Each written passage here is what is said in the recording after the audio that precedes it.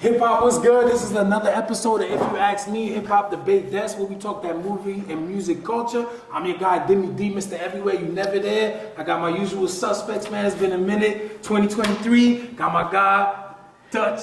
Yo, Dutch, aka Haitian Pat. Just want to give a shout out to the Big Face Gary show. You know what I'm saying? We keeping it live. Let's go. Let's do this. Got my guy, Happy to be here. What's up? Music connoisseur, you know what I mean? Hip hop junkie. Chilling. Back here at the show. It's been a minute, fellas. Man, I appreciate y'all popping through, coming through, DagogetaTv.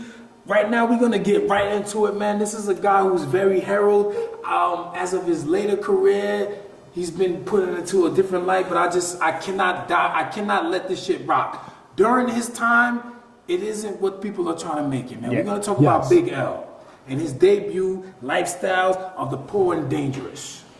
All right. When it dropped, it is not what people trying to make it. Nah, so he was a herald MC. Right. He was still in the progress of rising, still dropping dope shit, but he wasn't there yet. The mixtape scene wasn't prevalent yet, so he didn't really get to benefit off that. So the praise they're giving him now, trying to tell him in New York he was not that guy. I got two Harlem guys who were there during the prime. So, I gotta agree and disagree. Like, I like the album. The album, it was a good album. He wasn't herald, but he was talked about. But it wasn't just him. It was kind of like that whole Harlem scene. Him, you know, like I said, the whole Children of the Corn theme. When he was out, there was no Harlem scene. But at that era, they were because it was him, it was Cam, it was Mace, and it was because it was the Children of the Corn joint. There was talk about McGruff. But McGruff was part of Children of the Corn. Yeah, but I'm saying though, but you didn't say his name specifically. I was about to. Okay. It was like fuck them. But it was really them four. No, I think it was five. It was one mother. But it was McGruff, Mace, Bloodshed. McGruff, Mace, Bloodshed, Cameron, Big L. They were the group. Like they weren't like super known. It's not like Dipset, but they were known. And then Big L, and then in hip hop, he was known because of DITC. Yes, he was known because of DITC. But his album, they're making it bigger now than it really was because it was not a classic. I still don't think it is. But when people talk about him now, there's a lot of fabrication. Like, he would have taken over Jay-Z because apparently at the time they're claiming that that he was close to being signed to Rockefeller. Mm-hmm. He was close to being signed to Rockefeller. Yeah, at the time of his demise. When he died.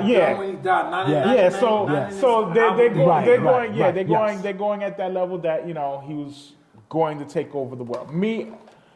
His style, I don't think he would have progressed any further because unless he changed his way of rapping, his style of rapping. His album is not memorable. The album itself is not memorable, and then not only that, the album is not memorable, but the album I don't think aged well at all. Right. The album didn't age well. I agree with that. I totally agree with that. Didn't age well. Did not age well. There's things that he says on the album that he would not.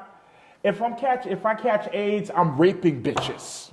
Like, yeah, but that's more of morale. Let's not go with morale. You have to because you don't get away with shit like, yo, they went after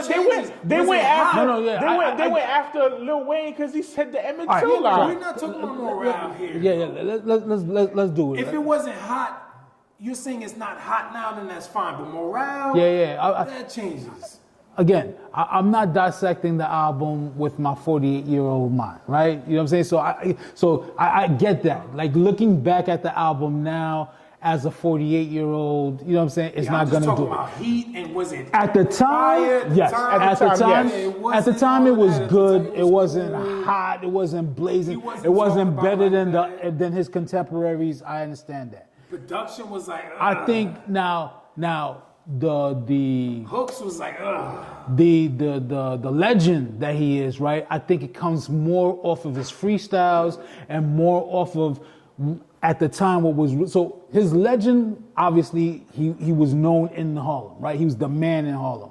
But I think the work that he had done on Stretch Armstrong and Bobbito, right? That radio station, which was very prevalent at the time, and then what he did on Video Music Box, as far as right, and then DITC features really cemented that legend, right? That this dude is fire. He's the best. If he had the opportunity, he'd be better than his contemporaries. When he put out his music along, and you compare it to the other debuts it didn't match. Don't held up. But those freestyles that they had and that stuff is what cemented his legend, right? But do I agree that he's as hot as that they're making him out to be today? No. Was Lifestyle of the Poor and the Dangerous heralded like that? No. No, not at the time. No. But it was a good album. It was a good representation. It wasn't but even, it wasn't a negative. It wasn't a negative like other artists debuted that the album was used as a negative. At the time when the album came out, the album was not heralded. It was not heralded as trash. It was not heralded as a disappointment. It wasn't. It was like people looked at it as it was. Some people would say it was a dope album. I always thought it was a good album. There were people who said it was a dope album. I'm not gonna go that far. I was kind of I'm not gonna go that far. I'm not disappointed in him. The production was like, But to the me, hooks was like, the production fell along the lines with DITC because they were Showbiz and AG had better production than that. OC had better production than that. Showbiz and AG had similar beats than that. They had similar production. I don't know. Showbiz and AG, I'm gonna agree with you there because to this day I still listen to Showbiz and AG. It's better. I still listen to Soul Clap. I still listen to I still listen to that. The production to me was similar. I think the songs. I think that to me that was the problem. His hooks was bad, and I think the songs wasn't necessarily memorable. I think. I didn't mean to cut you off, Stro. I just think that when you do the side by side comparison, it wasn't up to the standards of his contemporaries, right? It's not an Illmatic. It's not a Reasonable Doubt. It's not. I don't think that's what the issue is. But he was rapping with them and then taking them or giving them a good run for their money in the freestyles. So you could see where the legend was that he's gonna be better than they are. And I think the bigger issue too is the fact that his songs on this album are not memorable. The song that he's remembered the most for is the Ebonics song. That's not even on this album. That's later on. Yeah. The songs on this album is not really memorable. He has a song talking about police, and nobody even remembers that song. Because when you think about hip-hop songs that talk about police, it's KRS One Black Cop, it's NWA, even X-Clan, FTP, it pops in your brain. Nobody remembers the I think it was Fuck the Bullshit, that's the name of the song where he's talking about police brutality. Nobody remembers that. But okay. But MVP got the Biggie beat. Nobody knows that. So, is it your? I understand what we're doing with the comparisons, right? But is it your belief that he was at his peak? Yeah, I think so. Like there was no there was no. Nah, he wasn't at his peak because even those songs on the debut sound dated. You know how back then you could have a song recorded a year and a half before. No, I understand. Yeah. Like even I'm looking at songs. I'm like, where's my joint at? I'm looking at songs like the All Black joint, the Graveyard, the No Ends, the Beats.